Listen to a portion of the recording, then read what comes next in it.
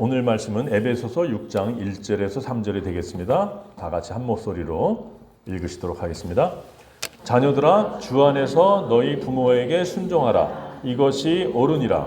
내 아버지와 어머니를 공경하라. 이것은 약속이 있는 첫 계명이니 이로써 내가 잘되고 땅에서 장수하리라. 아멘. 오늘 말씀 제목은 약속 있는 첫 계명이라는 가 되겠습니다. 부모님을 공경하라는 것은 특별한 계명이에요. 10계명 중에서. 10계명 중에서 다른 어떤 계명들은 전부 다 약속이 없어요. 그냥 살인하지 말라, 간음하지 말라, 도둑질하지 말라, 안식일을 지켜라 이렇게만 되어 있지 어떤 축복이 없어요. 딱 하나, 내 부모를 공경하라. 거긴 약속이 붙어 있습니다. 네가 이 땅에서 장수하리라. 아주 기가 막힌 그래프가 있는데 여러분 이걸 보신 분도 계실지 모르겠는데 아마 처음 보신 분이 많을 거예요. 이해하려면 조금 시간이 걸릴 텐데 한번 보시기 바랍니다. 이해가 되셔요? 자녀가 생각하는 부모 IQ. 태어나서 5살 때까지는 엄마 아빠 IQ가 160이에요. 그러다가 애가 한 15살 중학교 2학년 정도 되잖아요. 그럼 엄마 아빠 IQ가 몇으로 떨어져요? 60으로 떨어집니다. 그러면서 차차 올라가서 이제 자녀 나이가 한 50 정도 되면은 정상적인 엄마 아빠 IQ로 인식을 한다 이런 뜻입니다. 그렇다면 지금 우리 소혜가 바라보는 엄마의 IQ는 얼마죠? 지금 한 80 정도 되네요. 10살이니까 80 정도 될 거고 우리 누나는 지금 한 20대 후반이니까 한 엄마 아빠 IQ가 100까지는 올 것 같네요. 그죠? 그래서 이 그래프를 보면요. 왜 청소년들이 그토록 부모님을 불순종하는지 알 수 있습니다. 하지만 자녀들이 생각하는 부모 IQ는 나이에 따라서 달라지지만 부모님의 IQ는 뭐 그대로죠. 뭐 그대로. 자기가 잘났다고 생각을 하는 거죠. 그러나 이것은 세상 사람들 얘기고 우리 주님을 사랑하고 우리 하나님을 믿고 하나님의 백성으로 거듭난 자녀들은 언제나 부모님의 IQ가 5살 때부터 100살 때까지 계속 부모님의 IQ가 160으로 유지되는 줄 믿습니다. 우리 자녀들 부모님 한번 쳐다보세요. 엄마 아빠 IQ가 160이에요. 그러니까 부모님께 잘 순종하시기 바랍니다. 자, 약속 있는 첫 계명은 다음과 같습니다. 자녀들아, 주 안에서 너희 부모에게 순종하라. 이것이 옳으니라. 내 아버지와 어머니를 공경하라. 이것은 약속이 있는 첫 계명이니 이로써 내가 잘되고 땅에서 장수하리라 라고 되어 있습니다. 이 말씀은요, 사도 바울이 출애굽기 20장 12절을 인용한 거예요. 출애굽기 20장 12절 이렇게 되어 있습니다. 내 부모를 공경하라. 그리하면 내 하나님 여호와가 내게 준 땅에서 내 생명이 길리라. 왜 부모를 공경하는 것이 약속 있는 첫 계명인지, 그냥 계명이 아니고 약속 있는 계명이고 또 첫 계명이에요. 왜 첫째 되는 계명이냐면요, 마치 이것은 하나님께서 특별한 약속을 덧붙여서 하신 최초의 계명이기 때문에 그래요. 아까 얘기했듯이 우상을 만들지 말라, 안식을 기억하라, 살인하지 말라 이런 건 다 명령만 존재하지 축복은 없어요. 하지만 부모를 공경하라는 계명에는 잘되고 장수하리라는 약속이 연결됩니다. 그래서 바울은 이것을 약속 있는 첫 계명이라고 부르죠. 또 다른 의미로는요, 10계명 중에서 1계명부터 4계명까지는 하나님에 관한 우리의 의무를 명시하고 있습니다. 그리고 5계명부터 10계명까지가 사람과의 관계 속에서의 우리의 의무를 말하고 있죠. 그런데 하나님에 대한 계명이 끝나고 첫 번째 사람에 관한 계명에 나올 때 나오는 첫 번째 명령이 바로 부모에게 공경하라. 그래서 첫째 되는 계명이다라는 것입니다. 근데 여기 앞에 보이시는 말씀에서 에베소서 말씀과 출애굽기 말씀을 잘 비교해 보면요, 출애굽기 말씀에서는 볼 수 없는 단어 2개가 에베소서 말씀에 사도 바울이 첨가한 것을 알 수 있어요. 어떤 게 있죠? 첫 번째는 주 안에서란 말이 있죠. 주 안에서. 주 안에서. 제가 예전에 벌써 한 6개월 정도 된 것 같네요. 작년 여름쯤에 너희가 내 안에 그가 내 안에 이런 말씀을 갖고 제가 설교한 적이 있었습니다.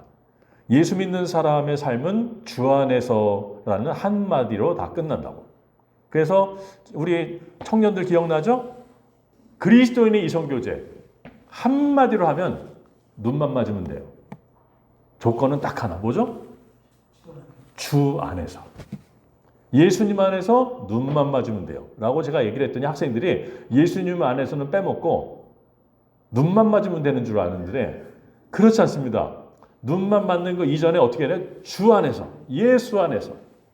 그래서 우리 아직 싱글인 우리 자녀들 예수 안에서 눈 맞는 역사가 있기를 예수님의 이름으로 축복합니다. 주 안에서면 다 끝난 거예요. 사업은 어떻게 합니까? 주 안에서 하는 것입니다. 효도도 어떻게 하는 겁니까? 주 안에서 하는 것입니다. 또 하나가 뭐가 있죠? 출애굽기는 없는데 에베소서에 있는 말씀 바로 잘되고라는 말이 있습니다. 잘되고. 왜 사도 바울은 출애굽기에 없는 주 안에서 잘되고 이런 말을 넣었을까요? 제가 오늘 설교를 준비하다 보니까 이 주 안에서 잘되고를 넣는 게 너무나 당연해요. 구약 전체에 하나님께서 부모를 공경하라는 그러한 말씀의 모두를 종합해보면 주 안에서 하라는 것이고 또 장수한다는 말로만 표현되어 있지만 사실은 이 땅에서도 형통하고 잘 되는 것도 포함하고 있습니다. 잠언 1장 8절 다 같이 한번 읽어볼까요? 시작. 내 아들아 내 아비의 훈계를 들으며 내 어미의 법을 떠나지 말라. 이는 내 머리에 아름다운 관이요 내 목에 금사슬이니라. 아멘. 자, 이 말씀을 잘 보세요. 내 아들아 내 아비의 훈계를 들으며 내 어미의 법을 떠나지 말라. 한마디로 부모님께 잘 순종하라는 얘기죠. 근데 이 말씀이 무조건적으로 부모님께 순종하라는 얘기로 이해하시면 안 됩니다. 여러분, 예수 믿는 그리스도인 자녀들은 부모님께 무조건 순종하나요? 부모님께 순종하되 반드시 조건이 붙어 있습니다. 주 안에서 순종하라는 조건이 붙어 있어요. 잠언 1장 8절에 나오는 이 아비의 훈계와 어미의 법. 이게 뭐예요? 내 부모님의 훈계와 내 부모님의 법이 맞을까요? 그렇지 않습니다. 여기서 아비의 훈계에서 훈계라는 히브리어는 무사르라는 뜻인데 이 무사르라는 히브리어는 뭐냐면요. 아버지의 징계, 아버지의 교정, 아버지의 훈련 이런 걸 의미합니다. 즉 하나님의 성품을 반영한 아버지의 훈육, 훈련 이런 걸 의미합니다. 그 다음에 어머니의 법이라는 단어의 히브리어는 뭐냐면요. 매우 특별한 거예요. 여러분 너무나 많이 들어보셨던 히브리어. 어머니의 법의 법은요. 히브리어로 토라. 토라가 뭔지 아시죠? 모세오경을 토라라고 부릅니다. 히브리인들이 생명같이 여기는 것이 바로 토라죠. 바로 여기 어머니의 법의 이 법이 바로 토라예요. 이 토라는 뭐냐면 하나님의 말씀을 내 삶에 적용하는 지혜라고도 볼 수가 있습니다. 그렇다면 아버지의 훈계와 어머니의 법은 그냥 우리 육신의 아버지의 어머니의 훈계와 법을 의미하는 게 아니죠. 이것은 절대적으로 하나님의 법과 하나님의 훈계를 의미합니다. 즉 여기서 잠언 1장 8절은 부모님께 순종하라 이전에 참된 부모 되시는 우리 하나님께 순종하고 하나님의 훈계를 듣고 하나님의 법을 떠나지 말라는 것이에요. 그러면 중요한 것은 우리 육신의 부모님의 훈계와 법이 하나님의 훈계와 법과 언제나 일치하느냐 이것이 이제 문제죠. 언제나 일치할까요? 언제나 일치하지는 않습니다. 부모님이 100마디를 하시면 몇 마디 정도가 하나님의 법과 일치할까요? 그건 부모님이 얼마나 주님을 사랑하느냐에 따라서 달라지겠지만 안 믿는 부모라 할지라도 약 80% 정도는 하나님의 뜻과 크게 차이가 없어요. 공부 열심히 해라. 바르게 살아라. 집에 일찍 들어와라. 술 마시지 말아라. 좋은 친구 사귀어라. 80% 넘을 것 같은데요. 안 믿는 부모 얘기도. 교회 가지 말아라. 요거는 안 되죠. 말씀 읽지 말아라. 이런 부모는 없습니다. 여러분 안 믿는 부모도요. 성경을 왜 읽냐. 성경 읽지 말아라. 이런 부모는 거의 없어요. 그래서 이 부모님의 훈계와 하나님의 훈계는 안 믿는 사람도 80% 일치합니다. 우리 생명선교회 부모님들의 말씀은 몇 퍼센트나 하나님의 말씀과 일치할까요? 거의 100%가 아닐까. 우리 자녀들은 잘 기억하시기 바랍니다. 지금 이 예배에 나와 있는 여러분의 부모님의 말씀은요. 거의 99% 아버지 하나님의 말씀과 일치한다고 볼 수가 있어요.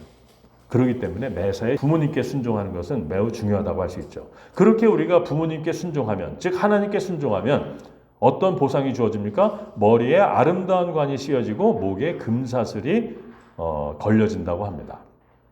아름다운 관은 뭐예요? 명예죠. 승리죠. 존귀죠. 즉 부모님께 순종하면 영화로운 사람이 된다는 것입니다. 또 목의 금사슬은 뭐예요? 아름다움이죠. 품격 있는 아름다움. 그 텔레비전에 나오는 수많은 연예인들, 특히 요새 아이돌이라고 불리는 걸그룹들 보면은 너무너무 이쁘게 생겼죠.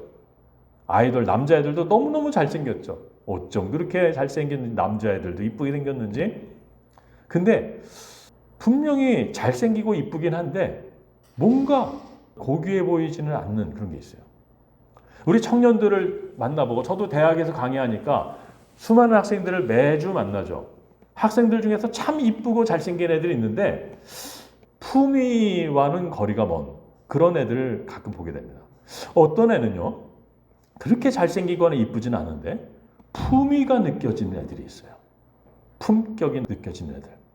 우리 생명세계 청년들 다 보니 다들 품격이 느껴집니다. 한번 보세요. 비웃지 마시고. 우리 자녀들 얼굴 보면요, 품격이 느껴져요. 품위가 느껴지고. 우리 부모님께 순종하는 자녀들, 부모님께 순종하니까 이렇게 예배도 나오는 거 아니겠어요? 그런 학생들은요, 그런 자녀들은 하나님께서 그를 영화롭게 해주고 품격 있는 아름다움을 준다는 거예요. 질리지 않는 아름다움. 오래 봐도 질리지 않고 볼수록 더 빠져드는 고귀한 아름다움. 이런 것들이 우리 자녀들의 삶 가운데 계속 있기를 원합니다. 이렇게 그 부모님께 순종해서 존귀하게 되고 고귀하게 되고 영화롭게 됐던 인물이 하나 있죠. 성경에. 누구죠? 디모데. 디모데는 뭐라고 합니까? 디모데후서 1장 5절에서 사도 바울이 뭐라고 하냐면, 네가 이렇게 훌륭하게 된 것은 네 외조모 로이스의 믿음과 어머니 유니게의 믿음 때문에 네가 이렇게 훌륭하게 되었다라고 얘기를 합니다. 고로 주 안에서 순종하라는 말은 바울이 새롭게 붙인 게 아니라 이건 구약부터 계속 내려온 것입니다. 그리고 실제로 마태복음 10장 37절에 보면은요, 아버지나 어머니를 나보다 더 사랑하는 자는 내게 합당하지 아니하고 아들이나 딸을 나보다 더 사랑하는 자도 내게 합당하지 아니하며. 이 말씀은 뭡니까? 우리가 부모님을 사랑하고 부모님을 순종하되 뭐가 우선인지를 알 수 있죠. 부모님은요, 그림자일 뿐이에요. 누구의 그림자예요? 하나님 아버지의 그림자예요. 마치 우리가 입주할 진짜 집이 있고 그 집에 모델하우스가 있다면, 하나님은 진짜 우리가 살 집이라면 내가 영원히 함께 하실 아버지 하나님이 어떤 분인가를 느껴볼 수 있는 모델하우스 같은 역할을 하는 것이 육신의 부모의 역할입니다. 그렇기 때문에 여러분, 내가 이제 아파트로 이주를 해야 되는데 모델하우스를 보면서 여기가 좋사오니 하는 건 말이 안 되잖아요. 그죠? 모델하우스는 때가 되면 부숴버립니다. 육신의 부모님도 때가 되면 없어지죠. 그렇기 때문에 부모님을 순종하는 것도 바로 주님을 순종하는 연장선 위에서 주 안에서 하는 것이 옳다고 말할 수가 있죠. 그 다음에 이 잘되고라는 말이 있어요. 잘되고. 잘되고는 헬라어로 유라고 발음합니다.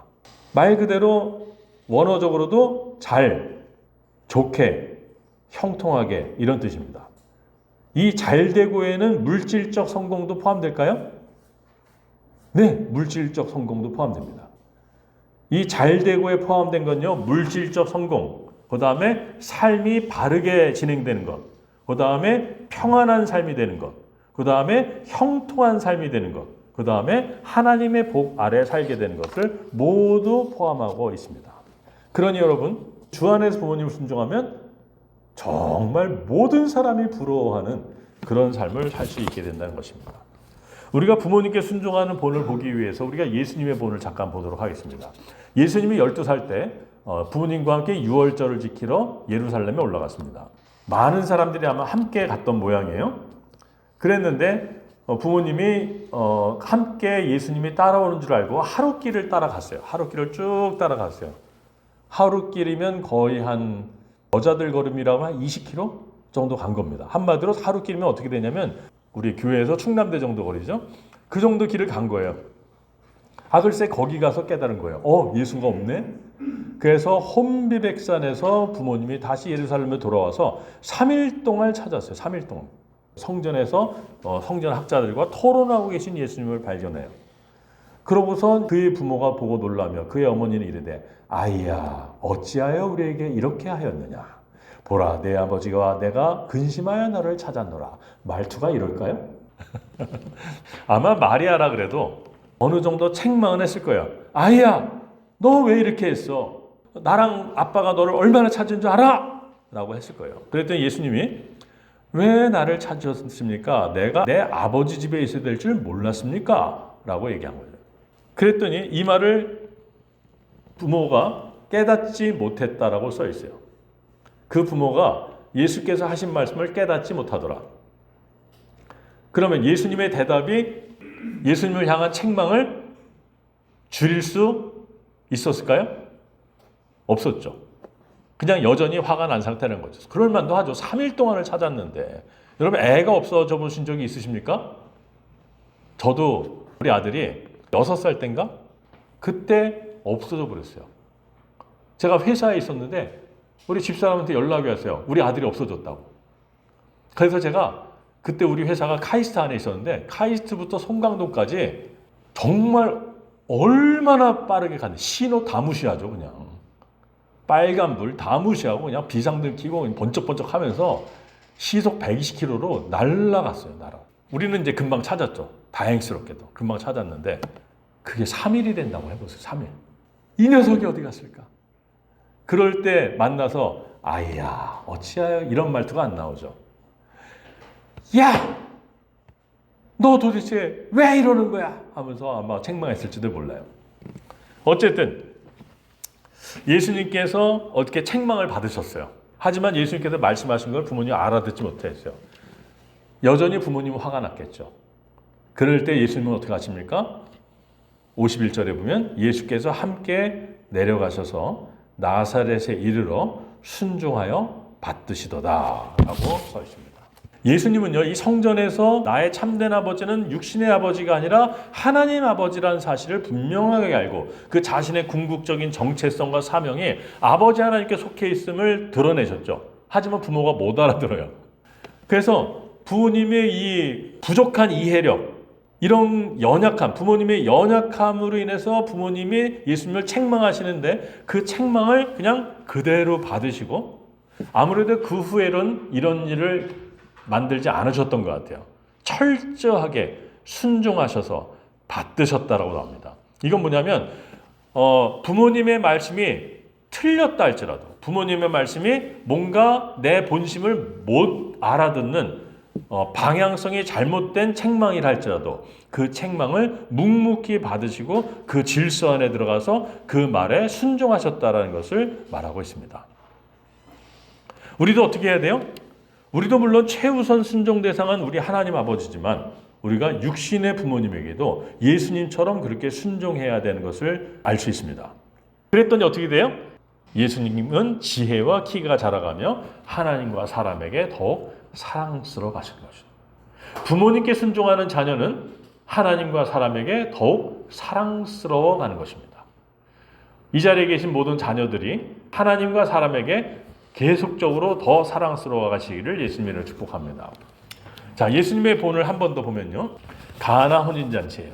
포도주가 떨어졌더니 마리아가 이렇게 얘기해요. 아들아, 저들에게 포도주가 없어. 이 포도주가 없는 건 아주 심각한 상황이에요. 마치 뭐예요? 포도주 떨어진 건 뭐냐면 결혼식장에 갔는데 식권 떨어진 거예요. 대형 사고입니다. 대형 사고. 그 혼인잔치의 혼주가 마리아랑 매우 친했던 사람들이었던 것 같아요. 그러니까 마리아가 친했으니까 알죠. 포도주가 떨어진 걸. 그러니까 예수님께 포도주가 없다라고만 말했어요. 기적을 행해달라고 말한 게 아닙니다. 그죠? 포도주가 없다. 그 얘기만 했어요.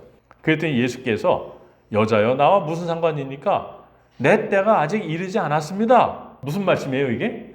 지금은 포도주 떨어진 거 내가 뭐 할 그럴 때가 아닙니다. 내가 지금 공개적으로 사람들 앞에 나설 때가 아닙니다. 내가 공개적으로 사람들 앞에 놀라움을 주는 그런 공적 사역을 할 때가 아닙니다. 라고 말한 거죠.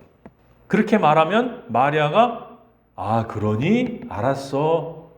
그럴 수도 있겠는데 마리아는 그렇게 안 하고 하인들에게 무슨 말씀을 하든지 그대로 해라고 얘기를 해요. 기적을 해달라고 얘기하지 않았죠? 그냥 마리아가 한 건 뭐냐면 포도주 없어. 그래서 예수님이 완곡히 거절하시니까 종들한테 그냥 말씀하신 대로 해. 이 얘기만 하실 뿐이에요. 그랬더니 예수님께서 포도주를 물로 바꿔주셨습니다. 그래서 예수님은요, 어쩌면 부당해 보일 수 있는 어머니의 요구에도 순종하시는 모습을 볼 수가 있습니다. 바로 이 장면 때문에 카톨릭은요, 마리아한테 기도를 해요. 정확하게 말하면 제가 카톨릭에서 올해 3대째 카톨릭 집안 출신이기 때문에 잘 아는데 절대로 카톨릭 사람들은 마리아를 숭배한다고 안 해요. 마리아께 기도 부탁을 한다고 그러지. 왜 마리아께 기도 부탁을 하느냐? 이 가나온 잔치에 볼 수 있으지 예수님이 안 하시려는 것도 어머니가 부탁하면 들어준다는 거예요. 그래서 우리가 예수님께 직접 가지 않고 마리아한테 마리아님 기도 부탁을 드리니 예수님께 좀 전해주세요 하면은 마리아가 전해주면 들어준다 이거죠. 그런 논리 때문에 마리아한테 기도하는 거예요. 근데 실상은 말은 숭배하지 않고 기도 부탁을 한다고 하지만 실상은 숭배를 하죠. 어쨌든 그 예수님은 어머니의 요청 때문에 아직 때가 이르지 않았음에도 불구하고 그 어머니의 어쩌면 부당해 보일 수 있는 그런 요구에도 예수님은 순종하는 것을 볼 수가 있어요. 그럼 하나님의 뜻을 거스렸느냐? 마리아가. 그렇게 볼 수는 없습니다. 왜냐하면 기도와 간구를 통해서 하나님의 본 계획이 변경된 사례는 성경에 많이 나와요. 어떤 게 있죠? 원래 하나님께서 모세에게 야 내가 쟤네들 다 쓸어버리고 너로 다시 큰 민족 만들 거야. 그게 하나님 뜻이었어요. 그랬더니 모세가 그리하지 마옵소서. 차라리 이 민족을 쓸어버릴 거면 내 이름을 생명책에서 지워주옵소서 하면서 하나님의 뜻을 돌이키십니다. 또 히스기야도 그냥 가는 게 하나님 뜻이었는데 히스기야가 기도하니까 주님의 뜻을 돌이켜서 15년간 더 살게 하셨죠. 또 수르보니게 여인도 어떻게 했어요? 내 딸이 흉악한 귀신 들렸습니다. 그랬더니 나는 이스라엘 집의 어린 양을 구하러 왔다. 이방인 내가 너희들 배운 게 아니다. 자녀의 떡을 취해서 개에게 주는 것이 온당치 않다라고까지 거절을 하시죠. 그럼에도 불구하고 이 수르보니게 여인의 간구 때문에 예수님께서 그걸 들어주십니다. 그래서 부모님의 요청에 대해서 어쩌면 주님의 원래 뜻이 있었다 할지라도 그것마저도 주님께서 순복하고 바꾸시는 순종하는 장면을 볼 수가 있어요. 또 하나 이제 예수님께서 십자가에 달리셨습니다. 손에 못이 박혔어요. 온몸에 살점은 다 뜯겼고 가시관을 썼어요. 육체적 고통이 이루 말할 수 없죠. 제가 여러 번 말씀드렸지만 예수님께서 십자가에서 고통스러운 건 육체의 고통이 아니라 그랬죠? 육체적 고통이 아니라 아버지께 버림받고 아버지와 단절된 그 고통이라고 들었어요. 제가 어저께 김주현 전도사한테 들었는데 본인도 암이라는 얘기를 들었을 때 하나님께 버림받은 느낌이 이루 말할 수 없이 커서 육체적 고통은 신경도 안 쓰이더래요. 그 수술을 마치고 나서 말할 수 없는 고통이 밀려오니까 마약 같은 주사를 환자 스스로 버튼을 눌러서 집어넣게 돼 있는데 너무나 고통스럽기 때문에 그런 걸 달아주는데 이걸 안 눌렀다는 거예요. 왜? 육체적 고통은 고통도 아니더라는 거예요. 하나님께 버림받았다는 고통이 육체적 고통을 신경도 안 쓰이게 만들더래요. 그래서 아마도 예수님께서도 십자가에서 그 말할 수 없는 육체적 고통 가운데 있었지만 그 속에서도 주님을 가장 고통스럽게 했던 건 영원토록 한 번도 깨져본 적 없는 아버지 하나님과의 관계가 단절된 것. 그것 때문에 고통스러운 순간입니다. 그 순간에 어떻게 하세요? 그 순간에도 한마디로 예수님 코가 석자인 상황에도 예수님은 어머니를 챙깁니다. 예수님은 자기 코가 석자일 때도 어머니를 섬겨요. 마치 다윗이 미친 척하고 돌아와서 정말 다윗 코가 석자일 때 그일라를 구원하죠. 근데 그일라를 도와줄 상황이 안 돼요. 다윗은 지금 자기 코가 석자예요. 자기 코가 석자인데 그일라가 침공당했다는 소문을 듣고 다윗은 그일라를 도와주러 갑니다. 그랬더니 다윗의 참모들조차 미쳤습니까 지금? 우리가 지금 그일라 도울 때입니까? 근데도 다윗은 그일라를 돕죠. 그게 뭐예요? 왕으로서의 책임감. 왕으로서 불림을 받은 사람은 내 코가 석자일 때도 자기의 의무를 다합니다. 예수께서도 바로 그런 모습이 있죠. 내 코가 석자인데도 정말 내 어머니를 보면서 어머니를 위한 책임을 다하는. 여기서 여자여라는 표현이 나오죠. 한국 사람들은 여자여 하면 어떻게 돼요? 어떻게 엄마한테 여자여라고 하는데, 여자여는요 그렇게 무례한 표현이 아니에요. 원어적으로 보면 한마디로 뭐냐면, 영어로 하면 마담 이런 얘기입니다. 굳이 한국말로 표현하면 여사님 이러는 거죠. 물론 우리는 엄마한테 엄마라고 안 하고 사모님 할 때가 있잖아요. 여사님 할 때가 있잖아요. 그건 우리가 장난칠 때 하는 얘기인데, 예수님께서는 여자여라고 낮춰 부른 게 아니라 공손하게 여자 어르신을 높여 부르는 말로 어머니가 아니라 마담 이렇게 얘기했어요. 그게 바로 귀나이라는 히브리어인데, 지금은 내가 어머니의 아들이 아니라 그리스도로 내가 존재하고 있습니다. 즉 나는 지금 엄마 아들이 아니라 하나님의 공무를 수행하고 있는 공무 수행 중입니다. 이걸 말하는 거예요. 그래서 그리스도는 가족적 관계성에 얽매이지 않는다는 걸 상징적으로 보여주고 있는 장면이라고 볼 수 있죠. 마치 뭐랑 똑같아요? 예수님의 그 형제들이 어머니와 함께 찾아왔어요. 예수님께. 그랬더니 어떤 사람이 바깥에 어머니와 형제들이 찾아왔어요. 그랬는데 예수님이 뭐라 그래요? 누가 내 어머니고 누가 내 동생이냐? 하늘에 계신 내 아버지의 뜻대로 행한 자가 내 형제요 다메요 어머니다라고 말씀하셨던 건 똑같죠. 그래서 예수님의 중심되는 정체성은 육신의 가족이 아니라 하나님 아버지와 그의 나라에 있습니다. 그래서 어쨌든 주님께서 공무 수행 중임에도 불구하고 그 상황에서도, 그 십자가 위에서 그 처절한 버리심을 받은 상황 속에서도 어머니에 대한 책임을 다하면서 부모 경경의 결정을 보여주죠. 내가 도저히 부모님을 챙길 처지가 못 될 때에도 부모님에 대한 책임을 다하셨다는 것을 우리는 볼 수 있어요.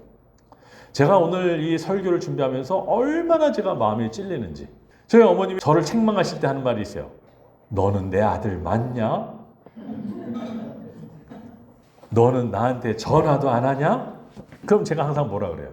어머니, 제가 교회 일 때문에 바빠서. 원래 개척교회 목사는 사실은 안 바쁘거든요. 사실은 안 바쁜데 바빠서요. 그렇게 말했던. 실제로 제가 어머니를 챙길 처지가 못 될 때도 많은데, 예수님은 어머니를 챙길 처지가 아닌데도 어머니를 챙기는 모범을 우리에게 보여줍니다. 그래서 제가 이 설교를 준비하면서 다짐을 했어요.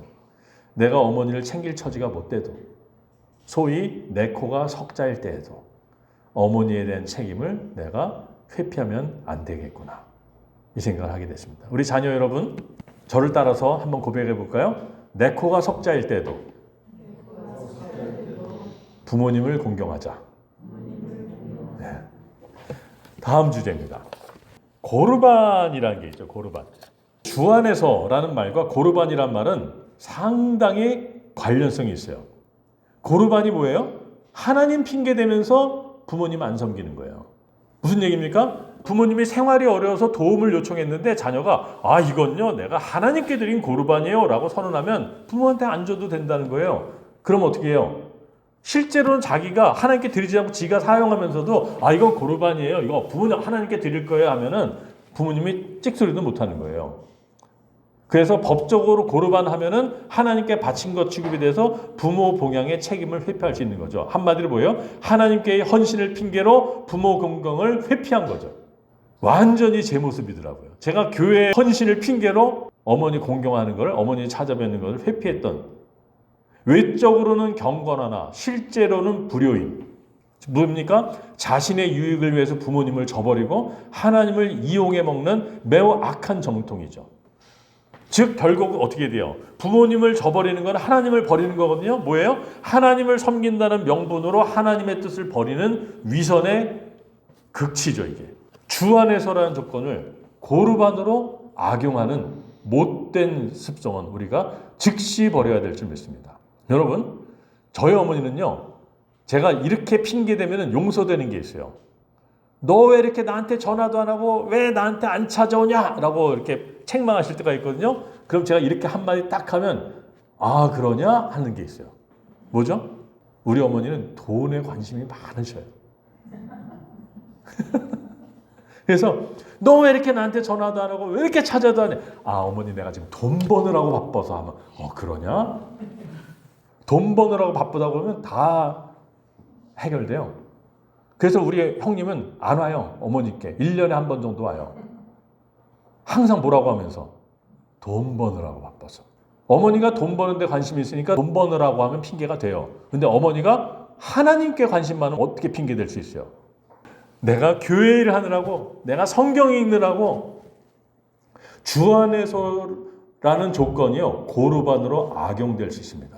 내가 주 안에서인지 주 안에서라는 조건을 고르반으로 내가 악용하고 있는지 그렇지 않는지는 내 양심이 압니다. 여러분의 양심의 소리에 귀를 기울이시기 바랍니다.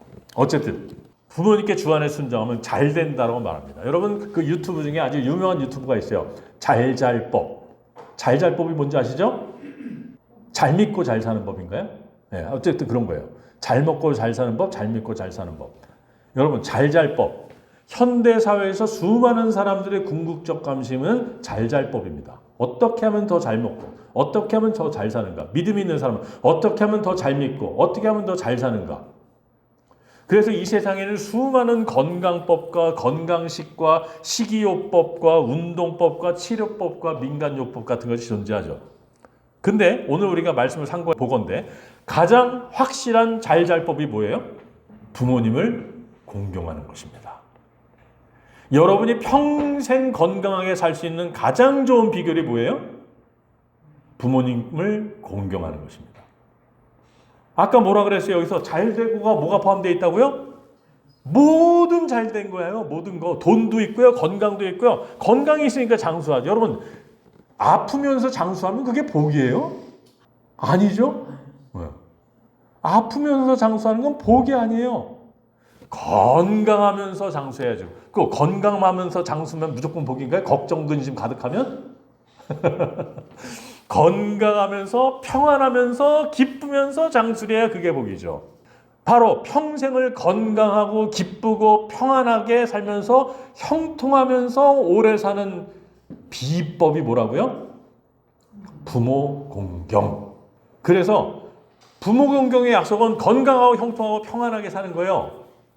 그래서 헬스장 다니는 것보다 부모 공경하는 게 더 지혜로운 거죠. 또 비타민이나 보약을 챙겨 먹는 것보다 부모 공경하는 게 더 지혜로운 겁니다. 온갖 건강식을 먹는 것보다 부모 공경하는 게 더 좋은 거죠. 부모님을 주 안에서 순종하는 것이 그 어떤 것보다 납니다. 여러분, 내 직장에서 내 그 상사에게 아부하는 것보다 어떻게 하는 게 더 출세의 지름길이에요? 부모에게 공경하는 게 출세의 지름길입니다. 우리 은하는 자기소개서를 많이 쓰고 있을 텐데 자기소개서를 기가 막히게 쓰는 것보다 어떻게 하는 것이 더 취업의 비결이에요? 부모에게 순종하는 게 취업의 비결입니다. 자기 개발을 열심히 하는 것보다 뭐가 더 좋은 비결이에요? 부모에게 순종하는 것이 더 좋은 형통의 비결입니다.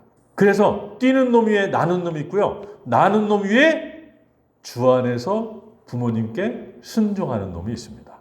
이렇게 부모님께 순종해서 복 받은 사람이 있죠. 대표적인 사람 누구예요? 룻. 시어머니께 순종해갖고 다윗의 증조할 할머니 되고 메시아의 조상이 됐죠. 또 있어요, 여러분. 이 레갑 사람들은요, 이방인들이에요. 그 겐 사람이고요. 모세 장인 이드로하고 연결된 유목민이에요. 근데 이 사람들은요, 이방인인데도 부모를 얼마나 순종을 잘하는지. 그래서 하나님께서 예레미야한테 야 예레미야 너 레갑 사람들한테 가서 그들을 불러다가 걔네들 포도주 좀 마시라고 해봐 한 거예요, 주님이. 그래서 예레미야가 가서 레갑 사람들한테 와서 포도주 먹어라 그랬더니 6절에 그들이 이래 우리는 포도주 안 마셔요 그러는 거예요. 왜 안 마시냐면요, 레갑의 아들 우리 선조 요나답이 우리에게 명령하여 이르기를 너희와 너희 자손은 영원히 포도주를 마시지 말며 집도 짓지 말며 파종도 하지 말며 포도원을 소유하지 말며 평생 동안 장막에 살아라. 그리하면 너희가 머물러 사는 땅에서 너희 생명이 길리라 했기 때문에 우리가 요나답이 우리에게 명령한 모든 말을 순종하여 우리와 우리 아내가 평생토록 그렇게 했습니다.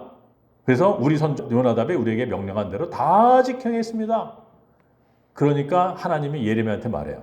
이방인 레갑 자손들은 저렇게 조상의 말을 저렇게도 순종을 잘하는데 너희 유다인들은 어떻게 내 말을 이토록 순종 안 할 수가 있냐 하면서 대비를 시키셔요, 주님이.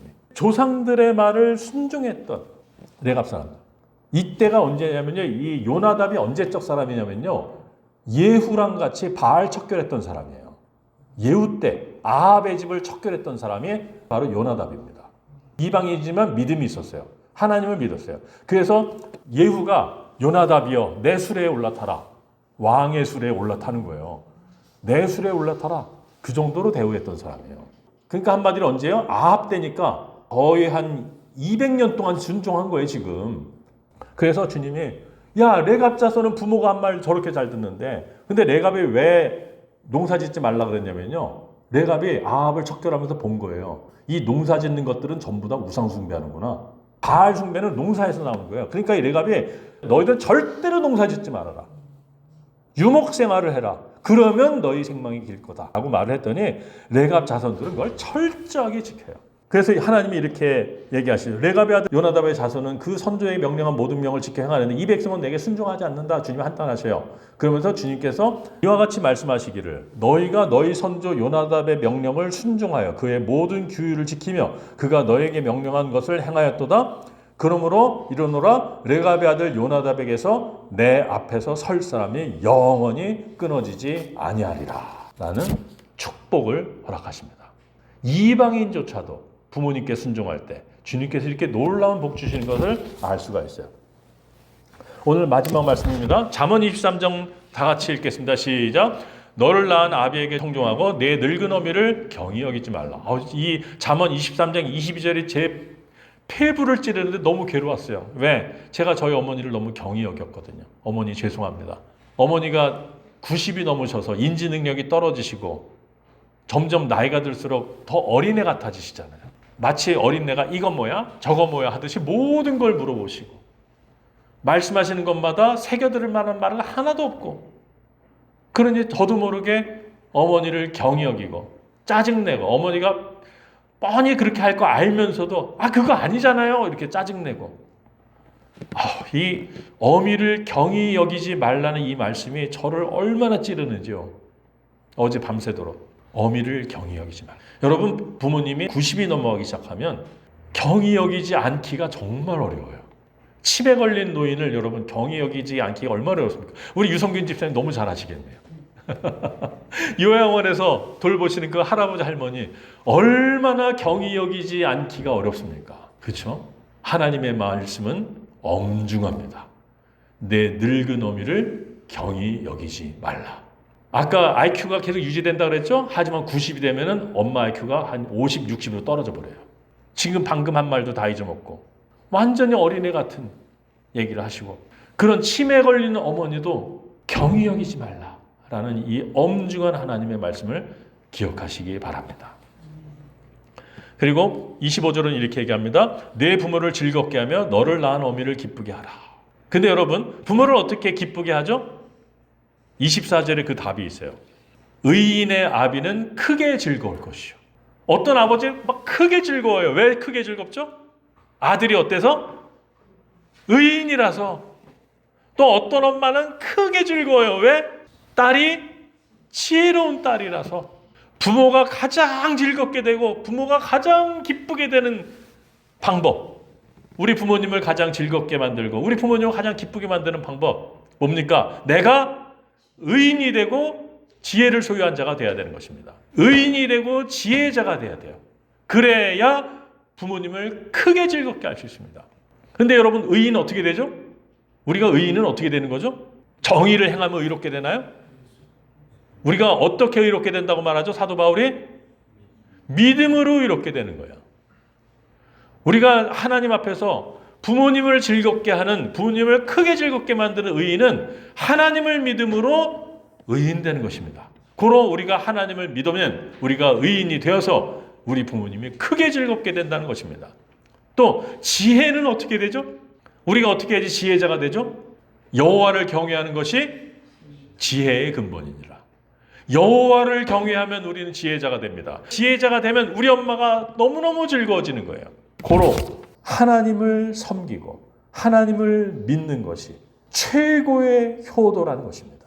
그래서 우리가 하나님을 믿고 경외함으로 의인이 되고 지혜자가 되면 부모님이 크게 즐겁게 되고 부모님이 크게 즐겁게 되면 하나님도 너무너무 기뻐하시고 그럼 어떻게 돼요? 그런 자녀는 장수하고 하는 것마다 잘 되는 형통이 따라온다는 것입니다. 우리가 부모님을 공경하는 이유는 부모님 공경의 연장성에 하나님 공경이 있기 때문입니다. 고로 부모님께 순종하는 것은 하나님께 순종하는 것이죠. 그래서 우리가 부모님을 형식적으로 섬기지 말고 마음을 다해 섬겨야 하며 부모님을 형식적으로 따르지 않고 온 정성을 다해서 섬겨야 하는 것입니다. 그래서 우리가 부모님을 섬길 때마다 하나님을 섬기는 것으로 알고 우리가 하나님을 마음을 다하고 지혜를 다해서 힘을 다해 섬기는 것처럼 하나님을 생각함으로 부모님을 그렇게 섬기시는 저와 여러분이 되시기를 예수님의 이름으로 축복합니다. 함께 기도하겠습니다.